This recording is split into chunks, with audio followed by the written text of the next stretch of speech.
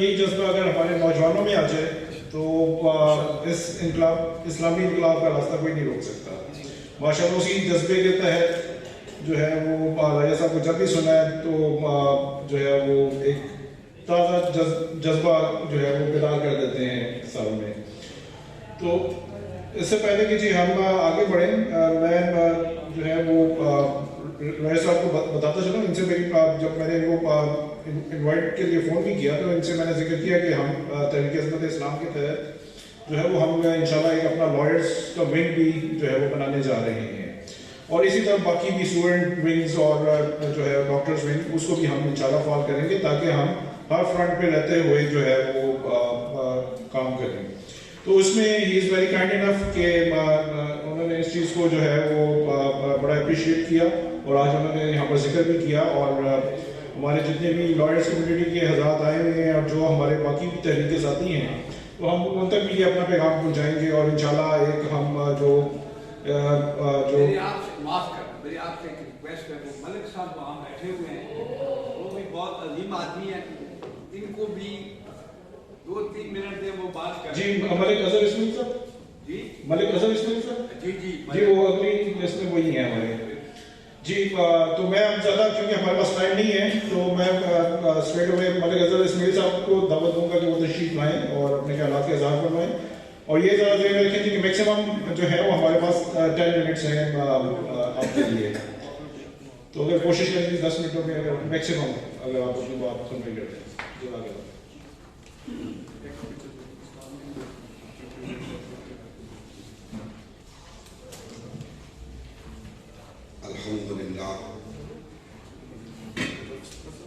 الحمدللہ رب العالمین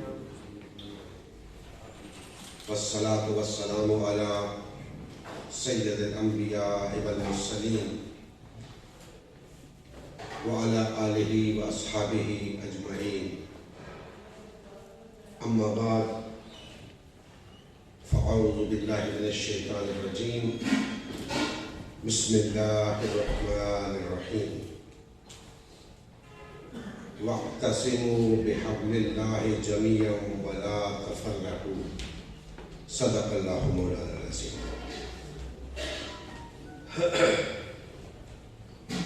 محترم شرکائے مجلس, انتہائی مختصر وقت کے اندر چند باتیں آپ احباب سے کرنا چاہوں گا. تحریک عظمت اسلام کا مشکور ہوں کہ انہوں نے مدعو کیا اور بولنے کا وقت دیا. جنرل صاحب مرحوم سے بڑا قریبی تعلق تھا ہمارا, چودھری رحمت علی صاحب سے بھی بہت اچھا تعلق رہا, اسی لیے مصروفیات کے باوجود میں یہاں پہنچا. سب سے پہلے جو تھنک ٹینک وجود میں آنے والا ہے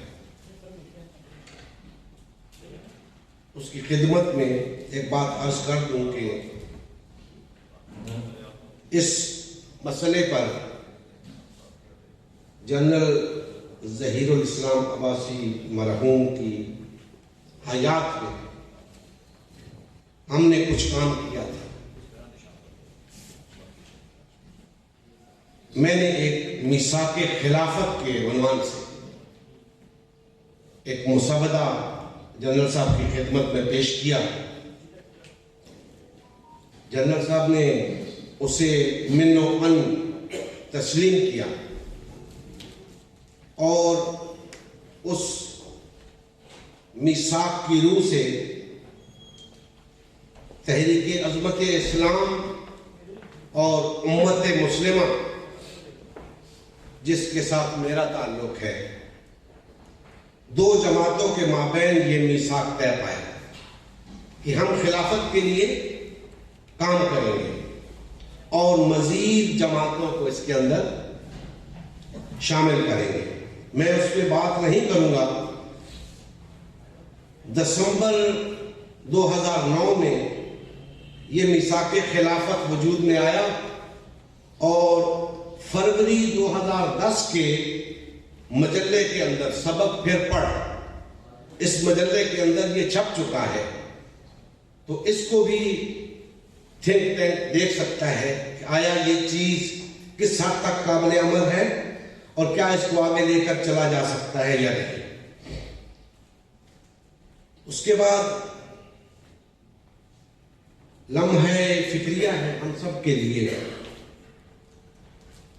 کہ ایک طرف ہمارا دعویٰ یہ ہے کہ ہم اس روئے زمین کے اوپر 1.5-2 ارب کی تعداد میں بستے ہیں،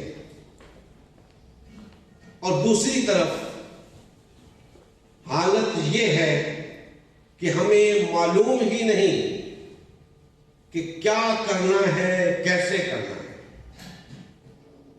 دعویٰ ہے ہمارا کہ ہمارا دین اسلام ہے، اور ہم آج تک یہ نہیں جان سکے کہ اس اسلام کو نظام حیات کیسے بنانا ہے۔ کانفرنسز ہو رہی ہیں عرصہ دراز سے یہ جاننے کے لیے کہ ہم کیسے اس نظام کو قائم کریں جسے ہم خلافت کہتے ہیں، جسے ہم اللہ کی حاکمیت کہتے ہیں۔ تو دوستان محترم، گو کہ یہ بڑے دکھ کی بات ہے، اس کے باوجود میں یہ سمجھتا ہوں کہ ایسی مجالس کا انعقاد، ایسی کانفرنسز کا انعقاد اچھی علامت ہے کہ دیر آیت درست آیت کے مصداق کچھ تو کرنے کا ارادہ نظر آتا ہے۔ اب خلافت کا جہاں تک تعلق ہے، اس میں کوئی دوسری رائے نہیں کہ اسلام نے ہمیں اگر کوئی سیاسی نظام دیا ہے تو اسے خلافت کہتے ہیں، اور آج روئے زمین کے اوپر دین جمہور غالب ہے، جمہوری نظام غالب ہے، اور جمہور کا نظام، جمہوریت، یاد رکھیں میں کہا کرتا ہوں جمہوریت ایک باقاعدہ دین ہے۔ اسلام کے مقابلے میں جمہوریت ایک باقاعدہ دین ہے جسے باقاعدہ وضع کیا گیا ہے اسلام کے مقابلے میں۔ بالکل صحیح کہا۔ لہذا بحیثیت مسلم ہمیں زیب ہی نہیں دیتا کہ ہم جمہوریت کا نام لیں۔ کیا اسلام کے اندر کسی چیز کی کمی ہے کہ ہم جمہوریت کو اپنا اوڑھنا بچھونا بنا کر بیٹھے؟ جمہوریت کا اسلام سے کوئی تعلق نہیں، اسلام کا جمہوریت سے کوئی تعلق نہیں۔ اور اسی لیے دوستان محترم، میں اپنی گفتگو کے اندر کہا کرتا ہوں کہ آج ضرورت ہے کہ مسلمان دو واضح گروہوں میں تقسیم ہو جائے۔ گو کہ میں تفریق کا قائل نہیں، لیکن آج معاملہ ایسا بن پڑا ہے کہ اسلام پسندوں کو الگ ہونا پڑے گا، جمہوریت پسندوں کو الگ ہونا پڑے گا۔ بے شک دو گروہوں میں تقسیم ہو جائیں کوئی فرق نہیں پڑتا، لیکن پتہ تو چل جائے جمہور کا وفادار کون ہے، اللہ کا وفادار کون ہے۔ ہمیں اپنی وفاداری ثابت کرنی ہے۔ اگر ہم اللہ اور اس کے رسول کے وفادار ہیں تو ہم مسلم ہیں، اگر ہم دین جمہور کے وفادار ہیں تو اسلام کے ساتھ ہمارا کیا تعلق بنتا ہے؟ ہمیں اپنی وفاداری ثابت کرنی ہے۔ تو اسلام کے ساتھ، اللہ اور اس کے رسول کے ساتھ اپنی وفاداری ثابت کرنے کے لیے کس چیز کی ضرورت ہے؟ دوستان محترم، بڑے دکھ کی بات ہے کہ آج 1.5-2 ارب ہو کر بھی ہم مغلوب ہیں، محکوم ہیں، غلام ہیں۔ کیوں؟ صرف اور صرف اس اس لیے کہ ہم تفرقے میں مبتلا ہیں. ہم تفرقے میں مبتلا ہیں. ہم میں وحدت ہونی چاہیے تھی. ہمیں ایک جماعت ہونا چاہیے تھا. ہمارے اندر محبت ہونی چاہیے تھی. ہمیں رشتہ یا اخوت میں منسلک ہونا چاہیے تھا. اور دوستان محترم، اگر ہم قرآن و سنت کی بات کرتے ہیں تو قرآن و سنت سے رہنمائی کیوں نہیں لیتے؟ کیا قرآن و سنت ہمیں تفریق ہونے کی اجازت دیتے ہیں؟ نہیں. تو پھر ہم تفریق کیوں ہیں؟ ہمارے پاس وہ دلائل کہاں سے آئے جن کی بنیاد پہ ہم تقسیم ہیں؟ یاد رکھیں، دین کے اندر ایسی کوئی چیز نہیں جس کی بنیاد پہ تقسیم ہوا جائے. جن جن بنیادوں پر ہم تقسیم ہیں ان کا دین کے ساتھ کوئی تعلق نہیں. وہ سب غیر دینی چیزیں ہیں. اور یاد رکھیں، ہماری وحدت کے راہ میں، وحدت کی راہ میں جو چیز رکاوٹ بن رہی ہے اسے چھوڑ دو. وحدت کی راہ میں جو چیز رکاوٹ بن رہی ہے، خواہ وہ تمہارا مسلک ہے، خواہ وہ تمہارا مذہب ہے، خواہ وہ تمہاری جماعت ہے، جو بھی ہے اسے چھوڑ دو. اس کا اسلام کے ساتھ کوئی تعلق نہیں. ہمیں وحدت اختیار کرنی ہے، ایک جماعت بننا ہے، اس کے سوا چارہ نہیں.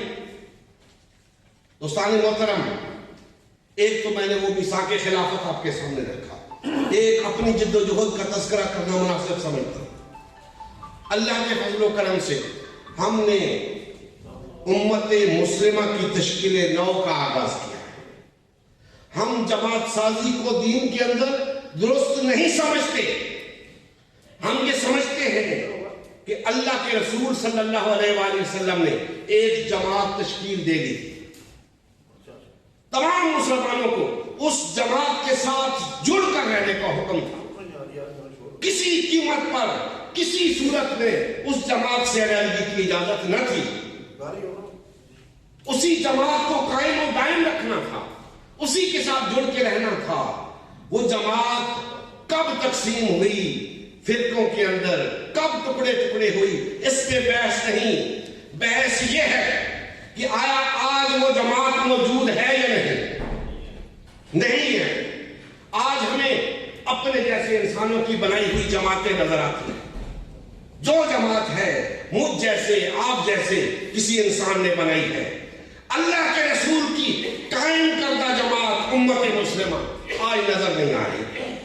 لہذا ہم نے کوئی نئی جماعت بنانے کی بجائے اسی اللہ اس کے رسول کی جماعت کو، امت مسلمہ کو بحال، فعال اور منظم کرنے کا ارادہ کیا. اور اس کے لیے تمام مسلمان بھائیوں کو دعوت دے رہے ہیں کہ بھائیوں، جب تک ہم وحدت اختیار نہیں کرتے، تفرقے کو ترک نہیں کرتے، خود ساختہ جماعتوں کو چھوڑتے نہیں، جمہوریت سے پیچھا نہیں چھڑاتے، اس وقت تک اس روئے زمین کے اوپر ایک باوقار قوم کے طور پہ ہم زندہ نہیں رہ سکتے. ضرورت اس امر کی ہے کہ ہم سب اکٹھے ہو جائیں، وحدت اختیار کریں، امت مسلمہ کو بحال، فعال اور منظم کریں. ایک جماعت اور ایک امیر کی امارت اور قیادت کے اندر اس پوری روئے زمین کے اوپر اللہ کے دین کو غالب رکھیں. وما علینا الا البلاغ. لا الہ